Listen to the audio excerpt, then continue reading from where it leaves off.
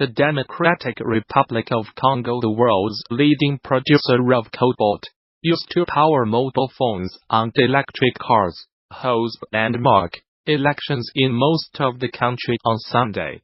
3 frontrunners have emerged in the race to succeed President Joseph Kabila. Here are 5 things to know about the country that through its mineral resources plays a vital role in the world economy.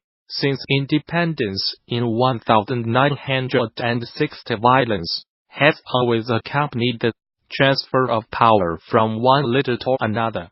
Joseph Kasavubu became president following the 1960 election, held a month before independence, and Patrice Lumumba became the prime minister.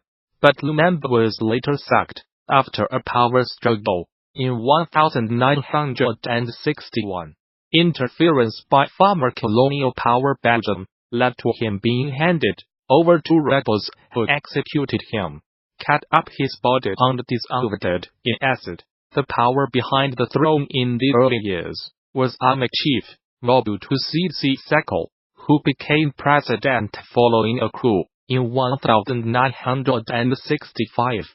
After 32 years in power, he was ousted by rebels, supported by neighboring countries. His successor, rebel leader Laurent Kabila, was assassinated by his bodyguard in 2001. His son, Joseph Kabila, replaced him at the age of 29, making him the world's youngest leader at the time.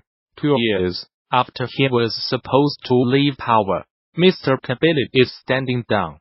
Many Congolese hope that Sunday's vote will see a peaceful transfer of power to his successor. The country is central to the boom in electric car sales, among a wealth of other metals. DR Congo is thought to have more than half of the world's supply of cobalt, an essential ingredient in the batteries that power electric vehicles and mobile phones. In theory, the reserves of cobalt and other minerals like diamonds, copper and gold should make DR Congo one of the richest countries in Africa. But its people are among the poorest. DR Congo has been exploited for its wealth since the first European explorers arrived in the 15th century. In the 19th century, King Leopold II of Belgium owned the country as his own personal colony, forcing people to collect wild rubber for 2 years, feeding Europe's hunger for bicycles, and, in the next century, cars. Later, copper became a major export for the colonizers. In the post-independence era, Mobutu got rich as the country became poor. Today, corruption and mismanagement prevents the wealth being used to lift people out of poverty.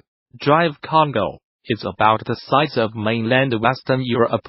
Its poor infrastructure makes it very difficult to get around, and presents logistical challenges to organize the election. The country's only superhighway is the Congo River, and there are no major roads linking the west to the east.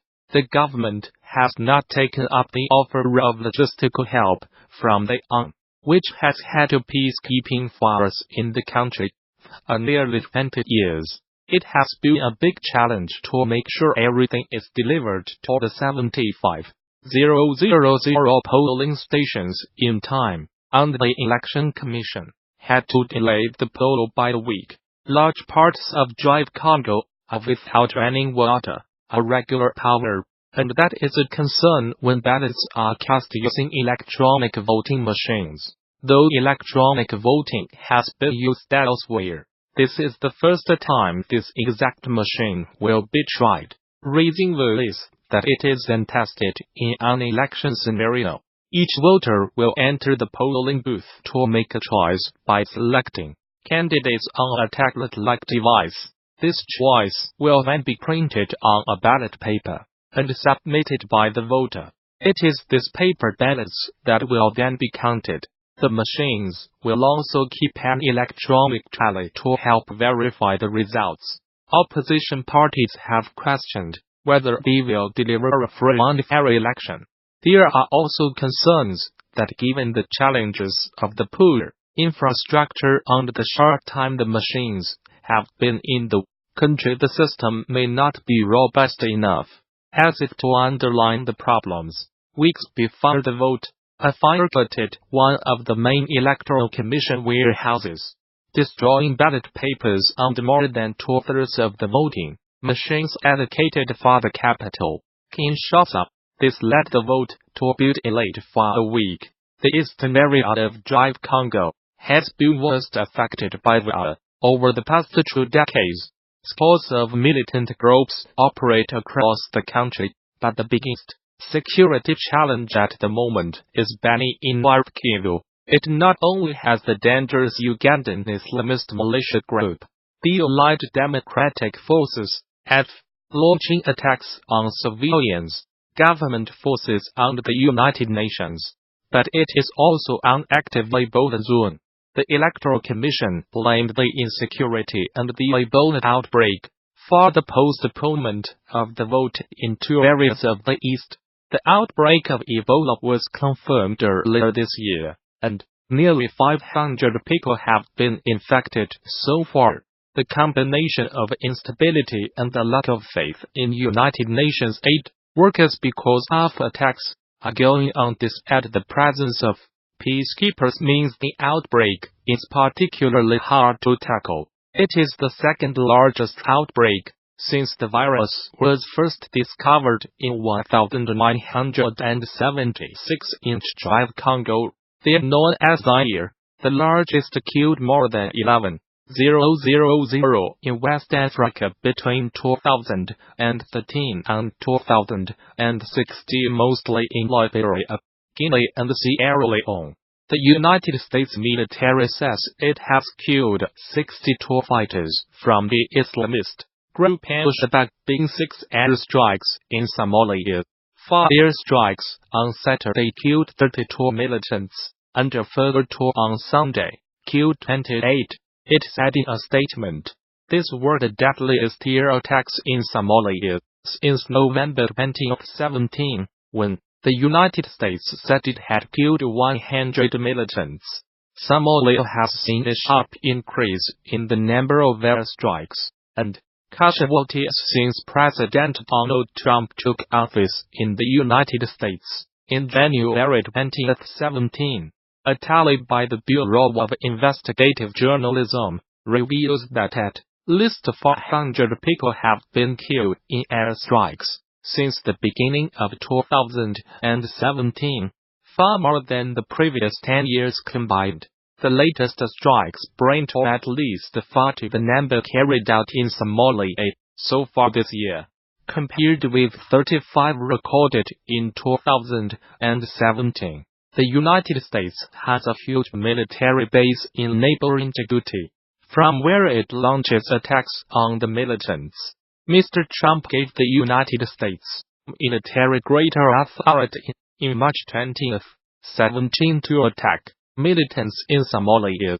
Traditionally, United States presidents have been wary of intervening in Somalia since 18 special forces soldiers died fighting militias in the capital Mogadishu in 1993, a battle dramatized in the film Black Hawk Down. No civilians were killed in the latest airstrikes, which were carried out in coordination with the Somali government, the United States military said. Alongside our Somali and international partners, we are committed to preventing al-Shabab from taking advantage of safe havens from which they can build capacity and attack the people of Somalia. The United States Africa Command said, al-Shabab, which is linked to al-Qaeda, has not yet commented on the latest strikes.